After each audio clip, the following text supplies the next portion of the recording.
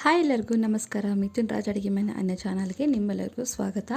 ಮೊದಲನೇದಾಗಿ ನಾನಿಲ್ಲಿ ಹೋಳಿಗೆನ ಮಾಡ್ತಿದ್ದೀನಿ. ಕೆಲವೊಂದು ಕಡೆ ಹೋಳಿಗೆ ಅಂತಾರೆ, ಕೆಲವೊಂದು ಕಡೆ ಒಬ್ಬಟ್ಟು ಅಂತ ಕರೀತಾರೆ.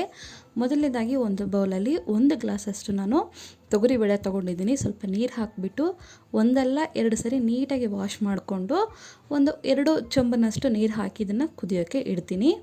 ಯಾಕಂದರೆ ಫಸ್ಟು ಬೇಳೆ ಕುದ್ಬಿಟ್ರೆ ನಾವು ಮಿಕ್ಕಿದ ಕೆಲಸ ಈಸಿಯಾಗಿ ಮಾಡೋಕ್ಕೆ ಆಗುತ್ತೆ, ಅದಕ್ಕೋಸ್ಕರ.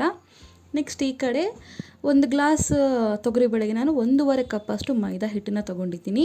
ನೀವು ಬೇಕಿದ್ರೆ 2 ಕಪ್ಪಷ್ಟು ಕೂಡ ತೊಗೋಬೋದು. ನೆಕ್ಸ್ಟ್ ಇದನ್ನು ನೀಟಾಗಿ ಜರಡಿ ಮಾಡಿಕೊಂಡು ನಂತರ ಇದಕ್ಕೆ ನಾನಿವಾಗ ಸ್ವಲ್ಪ ಚಿಟಿಕೆ ಅಂದರೆ ಚಿಟಿಕೆ ಅರಿಶಿಣ ಹಾಕ್ತಿದ್ದೀನಿ. ಸ್ವಲ್ಪ ಎಣ್ಣೆ ಹಾಕ್ಕೊಂಡು ಚಪಾತಿ ಹಿಟ್ಟೇನು ಕಲಿಸ್ತೀವಲ್ಲ ಅದಕ್ಕಿಂತ ಸ್ವಲ್ಪ ನೀರಾಗಿ ಕಲಿಸ್ಕೋಬೇಕು. ಯಾಕೆಂದರೆ ನಾವು ಹೋಳಿಗೆ ಮಾಡ್ತಿದ್ದೀವಲ್ಲ, ಅದಕ್ಕೋಸ್ಕರ ನೀರು ಹಾಕಿಬಿಟ್ಟು ಸ್ವಲ್ಪ ನೀರು ಹಾಕ್ಕೊಂಡು ಚಪಾತಿ ಅದಕ್ಕಿಂತ ಸ್ವಲ್ಪ ನೀರಾಗಿ ಕಲಿಸ್ಕೋಬೇಕು. ಮತ್ತು ಎಲ್ಲ ಕಲಿಸ್ಕೊಂಡ್ಮೇಲೆ ಸ್ವಲ್ಪ ಮೇಲ್ಗಡೆ ಎಣ್ಣೆ ಹಾಕಿಬಿಟ್ಟು ಇನ್ನೊಂದ್ಸರಿ ನೀಟಾಗಿ ಕಲಿಸ್ಕೊತೀನಿ. ಈ ಥರನೇ ಕಲಿಸ್ಕೋಬೇಕು. ಈ ಥರ ಕಲಿಸ್ಕೊಂಡ್ರೆ ನಾವು ಹೋಳಿಗೆ ಮಾಡಿದಾಗ ಹರಿಯೋದು ಮತ್ತು ಆ ಥರ ಆಗೋದಿಲ್ಲ, ಅದಕ್ಕೋಸ್ಕರ ಹೇಳ್ತಿದ್ದೀನಿ. ಇದು ರೆಡಿಯಾಗಿದೆ, ಸೈಡಲ್ಲಿ ಎತ್ತಿಟ್ಕೊತೀನಿ. ನೆಕ್ಸ್ಟು ಇಷ್ಟೆಲ್ಲ ಹಿಟ್ಟು ಕಲಿಸೋಷ್ಟ್ರೊಳಗಡೆ ಬೇಳೆ ಕೂಡ ಚೆನ್ನಾಗಿ ಕುದ್ದಿದ್ದಾವೆ.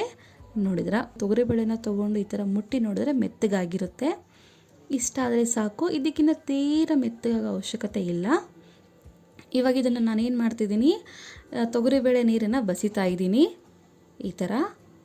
ಯಾಕೆಂದರೆ ಇದನ್ನು ಆಮೇಲೆ ನಾವು ಕಟ್ ಮಾಡ್ಕೋಬೋದು. ನೆಕ್ಸ್ಟ್ ವಿಡಿಯೋದಲ್ಲಿ ನಾನು ಹೋಳಿಗೆ ಸಾರನ್ನ ಕೂಡ ಮಾಡಿ ತೋರಿಸ್ತೀನಿ. ಇದು ರೆಡಿಯಾಗಿದೆ. ಇವಾಗ ಇದಕ್ಕೆ ನಾನು ನೆಕ್ಸ್ಟ್ ಇಲ್ಲಿ ಬೆಲ್ಲ ಕೂಡ ರೆಡಿ ಮಾಡ್ಕೊತಿದ್ದೀನಿ. 1 ಗ್ಲಾಸ್ ತೊಗರಿಬೇಳೆಗೆ 1.5 ಗ್ಲಾಸಷ್ಟು ನಾನು ಬೆಲ್ಲ ಹಾಕ್ತಾಯಿದ್ದೀನಿ. ನೀವು ಗ್ಲಾಸಲ್ಲಾದರೂ ತೊಗೋಬೋದು, ಮೆಜರ್ಮೆಂಟು ಅಥವಾ ಕಪ್ಪಲ್ಲಾದರೂ ತೊಗೋಬೋದು.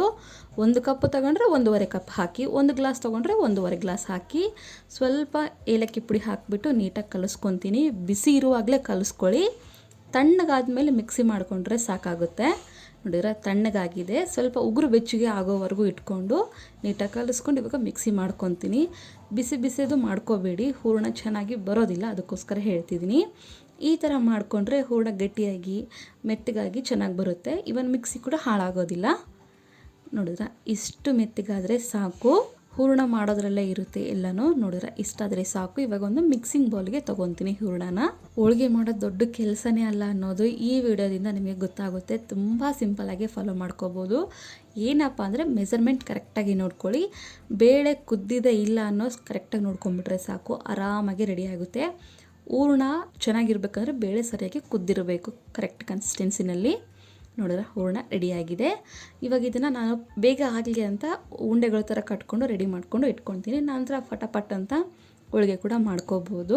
ಈ ಕಡೆ ಕಣಕ ಕೂಡ ನೀಟಾಗಿ ಏನಾಗಿರುತ್ತೆ ನೆಂದಿರುತ್ತೆ. ಇವಾಗ ಸ್ವಲ್ಪ ತೊಗೊಂಡು ಹೋಳಿಗೆ ಮಾಡೋದು ಎಲ್ಲರಿಗೂ ಗೊತ್ತಿರುತ್ತೆ. ಯಾರಿಗೆಲ್ಲ ಗೊತ್ತಿರಲ್ಲ ನೋಡಿ ಅಂಥವ್ರಿಗೆ ಈ ವಿಡಿಯೋ ಹೆಲ್ಪ್ ಆಗ್ಬೋದು. ಕೆಳಗಡೆ ನಾನು ಇನ್ಸ್ಟಾಗ್ರಾಮ್ ಲಿಂಕ್ನ ಕೂಡ ಕೊಟ್ಟಿರ್ತೀನಿ. ಅಲ್ಲಿ ಕೂಡ ನಾನು ಕೆಲವೊಂದು ವೀಡಿಯೋಸ್ನ ಪೋಸ್ಟ್ ಮಾಡ್ತಾ ಇರ್ತೀನಿ. ಇಫ್ ಯು ಇಂಟ್ರೆಸ್ಟ್ ನನ್ನ ಇನ್ಸ್ಟಾಗ್ರಾಮ್ ಅಕೌಂಟ್ನ ಫಾಲೋ ಮಾಡ್ಬೋದು. ಕಣಕಣೆಲ್ಲ ಸ್ವಲ್ಪ ಈ ರೀತಿ ಮಾಡಿಕೊಂಡು ಹೂರಣ ಇಟ್ಬಿಟ್ಟು ಈ ರೀತಿ ಕ್ಲೋಸ್ ಮಾಡ್ಕೊತಾ ಹೋಗ್ತೀನಿ. ಒಬ್ಬೊಬ್ಬರು ಒಂದೊಂದು ಶೈಲಿನಲ್ಲಿ ಮಾಡ್ತಾರೆ. ಕೆಲವೊಬ್ಬರು ತೊಗರಿ ಬೇಳೆಯಲ್ಲಿ ಮಾಡ್ತಾರೆ, ಕೆಲವೊಬ್ಬರು ಕಡಲೆಬೇಳೆಯಲ್ಲಿ ಕೂಡ ಮಾಡ್ತಾರೆ. ಬಟ್ ನಾನು ಯಾವಾಗಲೂ ದೇವರ ನೈವೇದ್ಯಕ್ಕಾಗಿರಲಿ ಯಾವುದೇ ಆಗಿರಲಿ ತೊಗರಿ ಬೇಳೆಯಲ್ಲೇ ಮಾಡೋದು. ಈ ರೀತಿ ಕೈಯಿಂದ ಈ ರೀತಿ ಪ್ರೆಸ್ ಮಾಡ್ಕೊತಾ ಹೋಗ್ತೀನಿ.